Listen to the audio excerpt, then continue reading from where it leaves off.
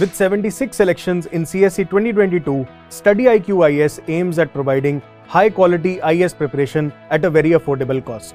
हमारे P2I यानी कि prelims to interview 2024 live batch के साथ आप CSE एग्जाम की तैयारी कर सकते हैं with features like live classes, 1-to-1 mentorship, daily answer writing, success in prelims and mains crash course, 18 books across all subjects, interview guidance program, and the most unique feature, mains residential program, where Study IQ students clearing prelims 2024 will be called to Study IQ campus at no additional cost. Hello everyone, मैं कृतिका मिश्रा। संघ लोक सेवा आयोग परीक्षा में इस वर्ष मेरी देश में 66वीं रैंक है और हिंदी माध्यम में ये पहली रैंक है। आज हम सभी लोग हिंदी साहित्य वैकल्पिक विषय के बारे में थोड़ी चर्चा करेंगे, क्योंकि हिंदी साहित्य हिंदी माध्यम के अभ्यर्थियों के बीच बहुत ही प्रचलित वैकल्पिक विषय है और इसके चयन के कुछ आधार जो महत्वपूर्ण हैं वो आपको ध्यान में रखने चाहिए जब आप अपने वैकल्पिक विषय का चयन करते हैं। सर्वप्रथम आपके लिए ये विषय रुचिकर होना चाहिए ताकि जीएस के पश्चात जब भी समय मिले तो आप बहुत रुचि के साथ इस विषय को पढ़ें। साथ में अगर आपकी पृष्ठभूमि है तो बहुत अच्छा है, अगर पृष्ठभूमि नहीं भी है तो 3 से 4 महीने में इसकी तैयारी की जा सकती है। और सबसे महत्वपूर्ण बात यह है कि ये एक अंकदायी विषय है। हिंदी माध्यम से होने वाले अधिकतर चयन हिंदी साहित्य विषय के साथ होते हैं, तो आप इन आधारों को ध्यान में रखते हुए अपने वैकल्पिक विषय का चुनाव कर सकते हैं। अगर हम लोग बुक लिस्ट की बात करें, तैयारी कैसे करनी है, रणनीति क्या रखनी है, तो सर्वप्रथम टाइम फ्रेम को ध्यान रखें। 4 महीने बहुत अच्छा समय है हिंदी साहित्य वैकल्पिक विषय को तैयार करने के लिए। साथ में अगर आप जीएस करंट अफेयर्स को भी कवर कर रहे हैं तो भी 4 महीने में ये वैकल्पिक विषय तैयार हो जाएगा। प्रयास करें कि मेंस परीक्षा की पूरी तैयारी प्रीलिम्स से पहले ही हो जाए, इसलिए हिंदी वैकल्पिक विषय की तैयारी भी आपको प्रीलिम्स से पहले पूरी कर लेनी चाहिए। बुक लिस्ट सर्वप्रथम तो एक हिंदी साहित्य का सरल इतिहास है विश्वनाथ त्रिपाठी जी की, वो अभी ओरिएंट ब्लैक स्वान पे आ गई है, पब्लिश हो गई है, उसको आप ले सकते हैं। साथ में हरदेव बाहरी जी की एक भाषा खंड की पुस्तक है, उसको खरीद सकते हैं। लेकिन ये रेफरेंस बुक्स हैं, आपको ये बुक्स पूरी नहीं पढ़नी है। मेरी रणनीति अभी कुछ प्लेटफॉर्म्स पर आई है तो वहाँ पर इन बुक्स का नाम है, तो सबसे ज़्यादा प्रश्न यही आ रहे हैं कि क्या इन बुक्स को पूरा पढ़ना है, तो पूरा नहीं पढ़ना है, आप रेफरेंस के लिए रखिए। मान लीजिए आपने कहीं छायावादोत्तर युग पढ़ा और आपको लग रहा है कि यहाँ कोचिंग बुकलेट में मटेरियल थोड़ा कम पड़ रहा है, आपको समझ नहीं आ रहा है, तो आप सीधे हिंदी साहित्य का सरल इतिहास पुस्तक उठाइए, वहाँ से अगर आपको कुछ चीज़ें मिल रही हैं तो एक बार देख लीजिए। तो इस तरह से इन पुस्तकों को रेफरेंस की तरह यूज़ करना है। एनसीईआरटी की साहित्य शास्त्र परिचय पुस्तक है, उसको भी आप शुरुआत में पढ़ लीजिए पूरा। आप जब अपनी तैयारी शुरू कर रहे हो उससे पहले तो आपको एक साहित्य शास्त्र का परिचय प्राप्त हो जाता है। तो ये 3 बुक्स रेफरेंस बुक की तरह आप यूज़ करेंगे। उसके बाद पूरा सिलेबस आपको कोचिंग संस्थान की जो नोटबुक्स होती हैं, बुकलेट्स होती हैं, उनसे कवर करना है। तो दृष्टि की बुकलेट्स आप ले सकते हैं और उन बुकलेट्स को आधार बनाकर अपनी पूरी तैयारी करनी है। अब आप सबसे पहले रणनीति के तौर पर जो पहला कदम उठाएंगे वो होगा सिलेबस का अच्छी तरह से परीक्षण और एनालिसिस। आप सिलेबस लेकर के उसके प्रत्येक बिंदु को समझने का प्रयास करें। चाहें तो आप बुलेट पॉइंट्स में सिलेबस को छोटा करके अपने हैंड राइटिंग में एक जगह लिख भी सकते हैं, ताकि आपको ये समझ में आ जाए कि आपको ओवरऑल कवर कितना करना है। उसके बाद एक एक प्रश्न पत्र को हम लोग लेकर के चलते हैं और देखते हैं कि उसकी तैयारी कैसे करनी है। सर्वप्रथम भाषा खंड का जहाँ तक प्रश्न है तो वहाँ आपका जो उत्तर होगा वो आपको मैथ्स की तरह लगभग पूरे अंक दिला सकता है। तो यहाँ पॉइंट वाइज सटीक उत्तर आप लिखेंगे तो आपको अच्छे अंक मिलने की संभावना बढ़ जाएगी। इसलिए भाषा खंड को पूरी तरह से अच्छे से तैयार करें।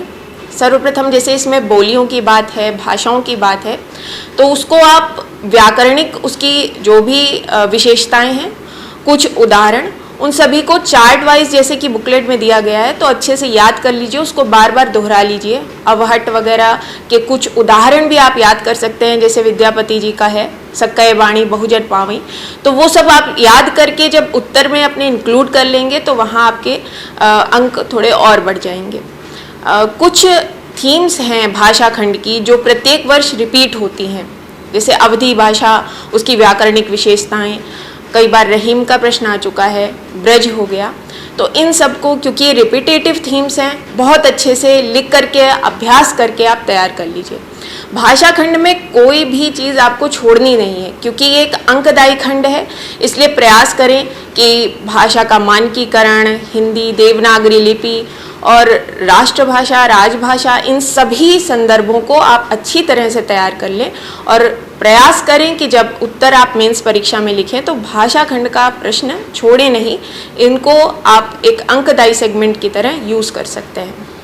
जहाँ तक पद्य खंड की बात है, तो पद्य खंड में साहित्य इतिहास को जब आप पढ़ते हैं तो थीम्स को समझते चलिए कि किस कालखंड में किस तरह की रचनाएं रची गई हैं। वो एक ओवरऑल मैप आपके दिमाग में रहता है। तो आप जब सब कवियों को पढ़ते हैं तो उनकी भी विशेषताएं आपको अच्छे से समझ में आती जाती हैं। तो पद्य खंड की तैयारी इसी प्रकार से करनी है, साहित्य इतिहास के साथ जोड़ते हुए आप पूरा पद्य खंड तैयार करिए। इसमें पद्य पंक्तियाँ जो होती हैं, जिनको कोटेशंस भी बोला जाता है, वो आपको याद करने होंगे। इसके लिए प्रयास करें कि जैसे मैंने ये किया था कि हर दिन सुबह उठ करके अगर 15 कोटेशंस 2-3 बार पढ़ लिए जाएं तो वो याद रह जाते हैं। तो आप प्रयास करिए कि प्रत्येक कवि के कुछ कोटेशंस जो आपको आसानी से याद हो रहे हैं उनको चिन्हित कर लीजिए, समय हो तो एक जगह लिख लीजिए और बार बार पढ़कर उनको याद करने का प्रयास करिए। और ये कोटेशंस जब आप अपने उत्तर में लिखेंगे तो उनको काले पेन से लिखने का प्रयास करें। गद्य खंड की जहाँ तक बात है तो उसमें उपन्यास और नाटक विशेष रूप से महत्वपूर्ण है। जब आप इनको पढ़ते हैं तो उपन्यास और नाटक का इतिहास उसको पहले समझ लें, किस कालखंड में किस तरह की रचनाएं हुई हैं उसका एक माइंड मैप बना लें और उसके बाद आगे जो रचनाएं हमारे सेगमेंट में दी हुई हैं सिलेबस में उनको अच्छे से पढ़ लें, समझ लें और उसके नोट्स, शॉर्ट नोट्स भी आप तैयार कर सकते हैं। मैंने उपन्यासों और नाटक जितने भी हमारे कोर्स में हैं उसके लिए एक एक पेज का एक सिनॉप्सिस तैयार कर लिया था। तो उससे ये होता है कि आपको बार बार बुकलेट खोल करके रिवीजन नहीं करना होता है। जो महत्वपूर्ण चीज़ें हैं वो एक पेज में आ जाती हैं और आप आसानी से उसका रिवीजन कर सकते हैं। तो आप भी ये स्ट्रेटजी यूज़ कर सकते हैं, अपना एक सिनॉप्सिस प्रत्येक चैप्टर का तैयार कर सकते हैं। गद्य खंड में जहाँ तक कोटेशंस या गद्यांशों को वहाँ कोट करने की बात है तो उनको याद करना बहुत ज़्यादा आसान नहीं होता है। एज इट इज़ हम लोग गद्य खंड के कोटेशंस को लिख पाएँ वो भी थोड़ा कठिन होता है, लेकिन आपका प्रयास होना चाहिए कि जो गद्य खंड या गद्यांश है उसको कोट करते समय भाषा लगभग वैसी ही होनी चाहिए जैसी मूल रचना में लिखी गई है। इसलिए इन कोटेशंस को भी आपको बार बार पढ़ करके दोहराना होगा और सटीक लिखने का प्रयास करना होगा। निबंध, रेखाचित्र आदि कुछ अन्य विधाएं भी हैं जो गद्य खंड में आती हैं, इनको भी अच्छे से तैयार करिए। जैसे चिंतामणि के कुछ निबंध हैं, अन्य निबंध हैं, उन सभी की कोर थीम आपको बुकलेट में नोट्स के रूप में प्रोवाइड हो जाती है। तो आप उस कोर थीम को समझ करके अपने दिमाग में बैठा लीजिए ताकि अगर उस सेगमेंट से भी कोई प्रश्न आता है तो वो आप आसानी से हल कर सकें। इस बार जैसे महादेवी वर्मा जी का एक प्रश्न आ गया था, तो ये प्रयास करें कि रेखाचित्र आदि अन्य गद्य विधाओं को भी अच्छे से पढ़ लें, क्योंकि कोर्स को पूरा कवर करना आवश्यक है। आप कोई भी प्रश्न छोड़ नहीं सकते हैं और कोई भी सेगमेंट अपने सिलेबस का छोड़ नहीं सकते हैं। तो ओवरऑल कवरेज का हमें पूरा अच्छा प्रयास करना है। थोड़ा उत्तर लेखन पर बात कर लेते हैं। हिंदी साहित्य में जब आप अपने उत्तरों को लिखें तो ये प्रयास करें कि ब्लू और ब्लैक दोनों ही पेन का अच्छा प्रयोग करें। साथ में आपको प्रभावी उत्तर लिखने के लिए कुछ ऐसी पंक्तियाँ उत्तर में ज़रूर डालनी चाहिए जो कैचिंग हो और आपके मार्क्स को इंक्रीज करने में सहायक हो सके। उदाहरण के लिए मेरी जैसे महिला सशक्तिकरण की अगर बात आ रही है तो वहाँ पर एक पंक्ति थी कि महिला सशक्तिकरण की यात्रा कन्नगी से जयललिता तक की यात्रा है। तो ये एक लाइन ऐसी है जो कैचिंग हो जाती है।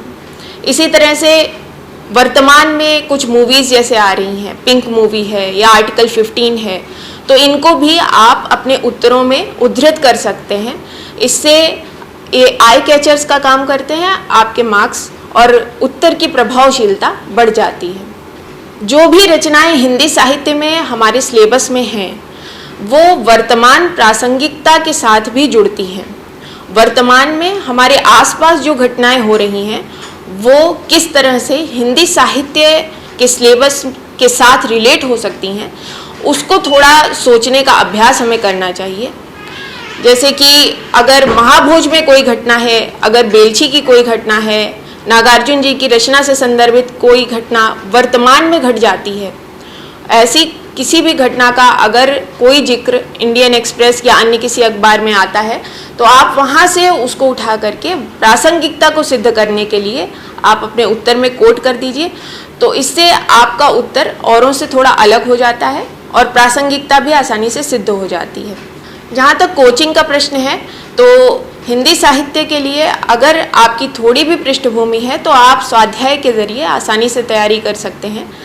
मटेरियल आपको उपलब्ध हो जाएगा, डिस्टेंस लर्निंग के माध्यम से भी कई बार नोट्स आपको उपलब्ध हो सकते हैं। तो आप अपनी सुविधा के अनुसार देख सकते हैं कि आपको कोचिंग लेनी है अथवा नहीं लेनी है। मॉक टेस्ट राइटिंग हिंदी साहित्य में आवश्यक है, क्योंकि आप पढ़ते बहुत कुछ हैं, लेकिन जब तक लिखने का अभ्यास नहीं होगा तब तक मेंस में आपके उत्तर उतने स्तर के नहीं होंगे जिस स्तर की अपेक्षा की जाती है। ऐसे में प्रयास करें कि आप प्रीलिम्स और मेंस के बीच लगभग 3 बार एक फुल लेंथ टेस्ट, 3 तो मतलब आवश्यक हैं ही, तो उनको आप दे दीजिए, तो वो आपके लिए सहायक रहेंगे। उसको किसी से आप चेक करवा लेते हैं तो जो कमियां हैं वो भी पता चल जाती हैं। तो इस प्रकार से आप मॉक टेस्ट का अच्छा प्रयोग कर सकते हैं। इसके अलावा प्रीवियस ईयर क्वेश्चंस, क्योंकि मैंने पहले भी बताया कि थीम्स रिपीट होती हैं, तो PYQs को अच्छे से सॉल्व कर लीजिए। आप अगर पूरा उत्तर नहीं लिख पा रहे हैं तो ये प्रयास कर सकते हैं कि आप उत्तरों का एक माइंड मैप या फ्लो चार्ट बना करके प्रैक्टिस कर लें। इस तरह से अगर आपने 10 वर्षों के प्रश्नों को एक बार देख लिया तो आपको मुख्य परीक्षा में बहुत आसानी होगी हिंदी साहित्य विषय के साथ। व्याख्यांश खंड बहुत महत्वपूर्ण है, तो ये प्रयास करें कि आप व्याख्यांशों को पहचानने का अच्छा अभ्यास करें। कई बार ऐसा होता है कि बहुत सारे व्याख्यांश आपस में थोड़ा कन्फ्यूज़न भी क्रिएट करते हैं। तो मैंने ये किया था कि जितने भी कन्फ्यूजिंग व्याख्यांश थे उनकी फ़ोटो क्लिक करके एक फ़ोल्डर में उन्हें संग्रहित कर लिया था और बार बार उन्हें देख करके पहचानने का अभ्यास कर लिया था। ऐसे में जब व्याख्या खंड वहाँ मुख्य परीक्षा में आता है तो आपको तुरंत उसकी पहचान हो जाती है, और संदर्भ अगर आपने सही लिख दिया तो आगे आपके मूल जो प्रश्न है उसमें अच्छी मार्किंग हो जाती है। तो संदर्भ को सही लिखने का प्रयास हमें अभ्यास के माध्यम से करना है। एक प्रश्न यह भी रहता है कि यदि हिंदी साहित्य की पृष्ठभूमि नहीं है तो भी हिंदी साहित्य को ऑप्शनल के रूप में लिया जा सकता है या नहीं। और दूसरा प्रश्न यह है कि अगर आपका माध्यम अंग्रेजी है तो हिंदी साहित्य को आप अपना वैकल्पिक विषय चुनें या ना चुनें। तो इन दोनों का ही उत्तर हाँ है। आप किसी भी पृष्ठभूमि से हो, थोड़ी भी रुचि हिंदी साहित्य में है तो आप हिंदी साहित्य को वैकल्पिक विषय चुन लीजिए। 4 महीने में आपकी अच्छी तैयारी हो जाएगी, इतना विश्वास रखिए। और अंग्रेजी माध्यम के भी बहुत सारे अभ्यर्थी हैं जिन्होंने हिंदी साहित्य विकल्प को चुना है। हिंदी साहित्य वैकल्पिक विषय अंग्रेजी माध्यम के अभ्यर्थियों के लिए भी उतना ही स्कोरिंग है जितना हिंदी माध्यम के अभ्यर्थियों के लिए, इसलिए आप अंग्रेजी माध्यम का होकर भी हिंदी साहित्य का चुनाव कर सकते हैं। ये हमारी हिंदी साहित्य की एक ओवरऑल रणनीति थी। आप इसको फॉलो कर सकते हैं। ये अंतिम रणनीति नहीं है, अपने अनुसार आपको जहाँ भी आवश्यकता हो इसे संशोधित करें और बहुत अच्छे से हिंदी साहित्य की तैयारी करें। बहुत बहुत धन्यवाद।